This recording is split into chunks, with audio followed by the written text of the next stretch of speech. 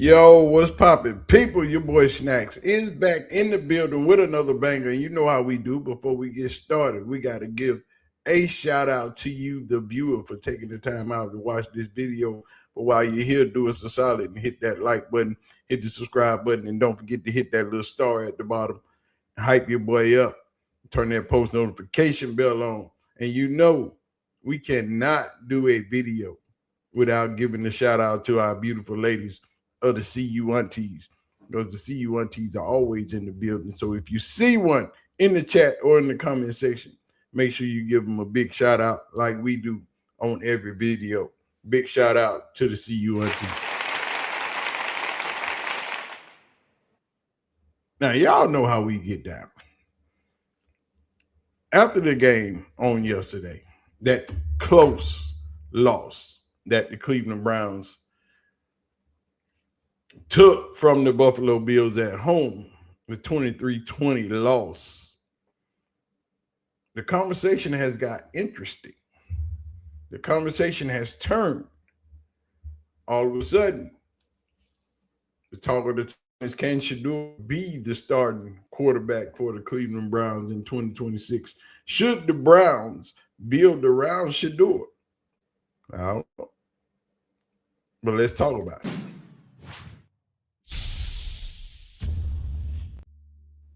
Now, the question is, should the Browns build around Shedeur? I think so. I think he's shown everything that needs to be shown to say that he has what it takes to be a starting quarterback in the NFL.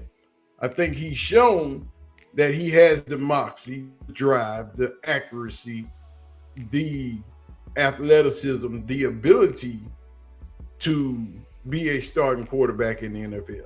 The question is, does the Browns front office believe that? With this draft pick coming up and the Browns being so high in the upcoming draft, the question is, do you sit where you are and go get Fernando Mendoza, Ty Simpson, or one of the other quarterbacks, Dante Moore, out of Oregon? Or do you stick with Shedeur Sanders? I say you stick with Shedeur Sanders. Darryl Ryder also thinks he might be worthy.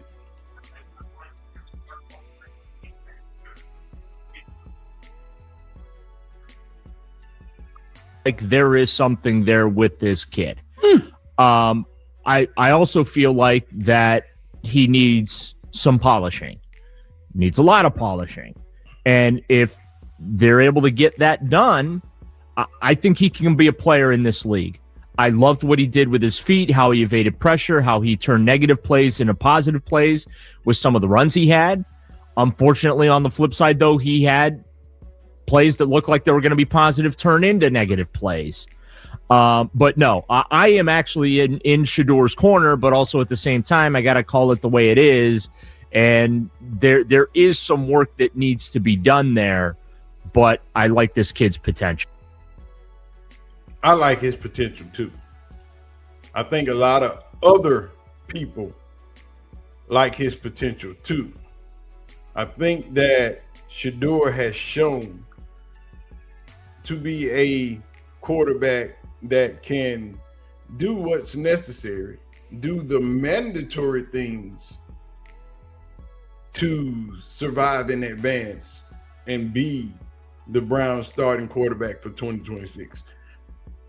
Besides all of this posturing, besides people saying that you need to go get a stopgap quarterback, a veteran, are you forgetting that Deshaun Watson is on this roster and that he's not going anywhere? And that they paid Deshaun Watson a lot of money.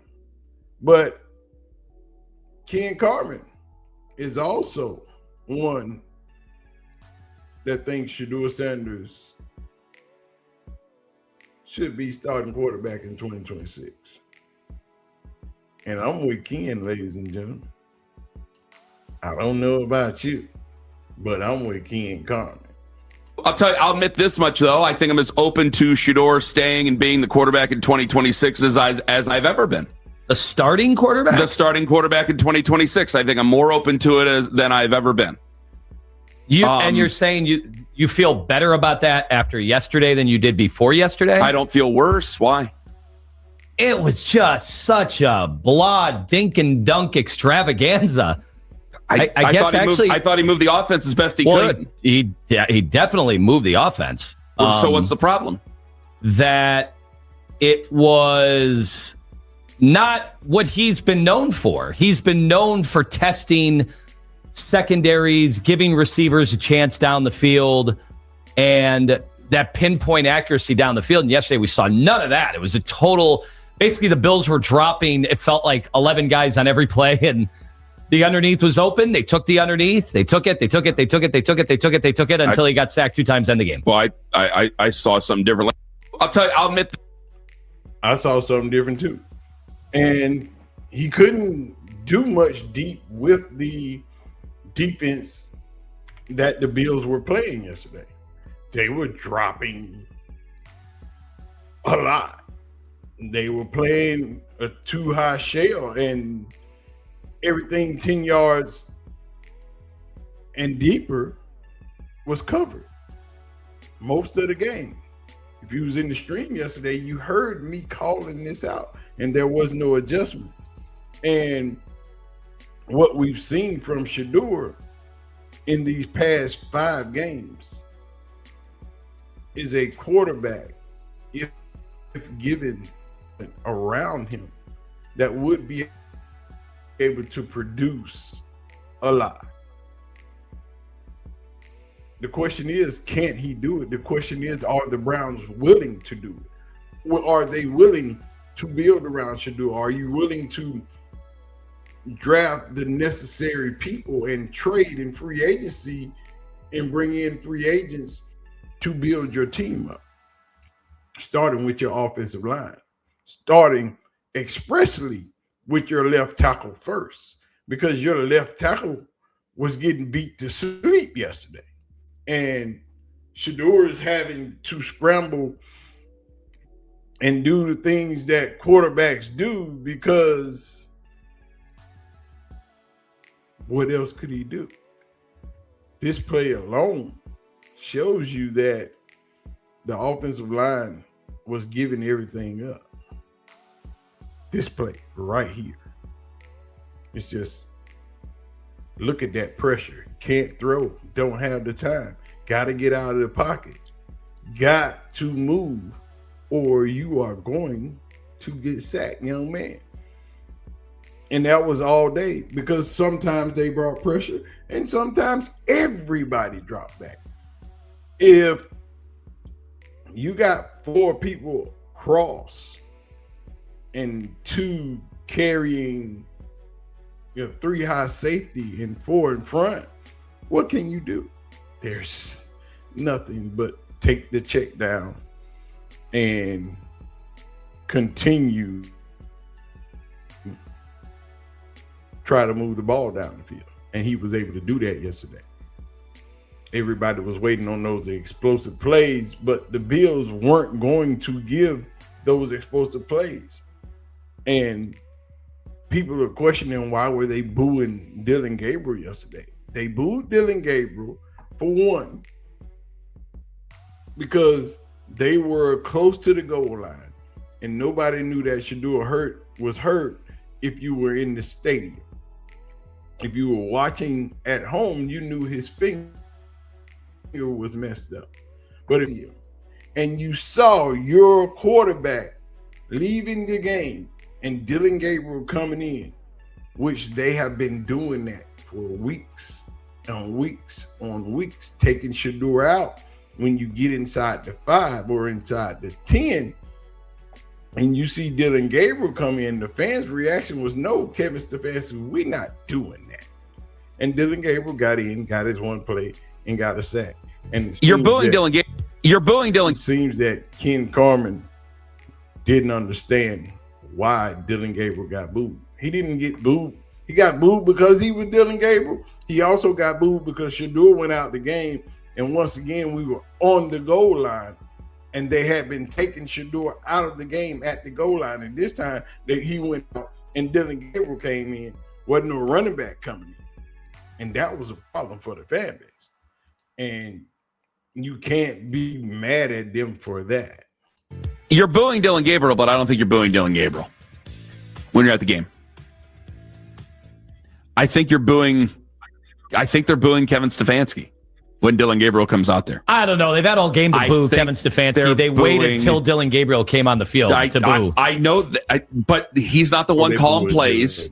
So can you boo that anymore? He's not calling the plays.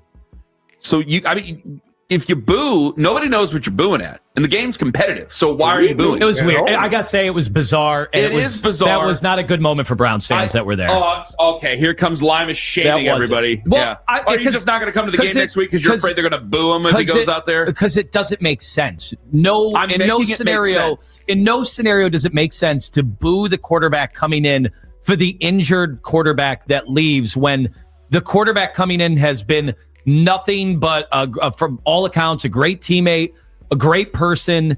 He's never said anything bad about Shedeur or anybody. They're not booing him. They're booing Kevin. They were booing Dylan Gabriel. They're not booing Dylan Gabriel. This is mental gymnastics. You even admitted it. I even said that, yes, but I'm telling you what it is. They're not booing him. They're booing the idea of Dylan Gabriel because it's it's seen as Kevin Stefanski's pick. No, they were booing Dylan Gabriel because they thought they took Shedeur out to put Dylan Gabriel in. In the stadium, they don't know that Shedeur's finger is messed up. It's cut wide open and it needs to be fixed. And in prior weeks, Shedeur Sanders had been taken out of the game on the goal line. And they've seen it over and over and over again. And this time, it happened at home. And they were able to express their disdain for taking Shedeur Sanders out of the game and putting Dylan Gabriel in, not knowing that Shedeur was hurt and needed to go get his hand fixed. Of course, Dylan Gabriel got in the game, took a sack. Get back over there where you belong, young man. Stay over there with the little people. But it is what it is. But y'all tell me, y'all let me know. Y'all think Shedeur should be the quarterback for the Browns in 2026? Should he be the starting quarterback?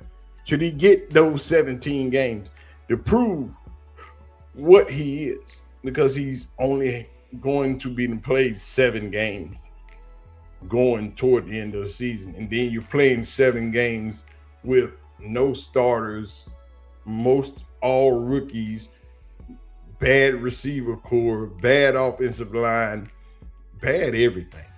So y'all let me know what y'all think. Leave your comments in the comment section. Hit your boy up.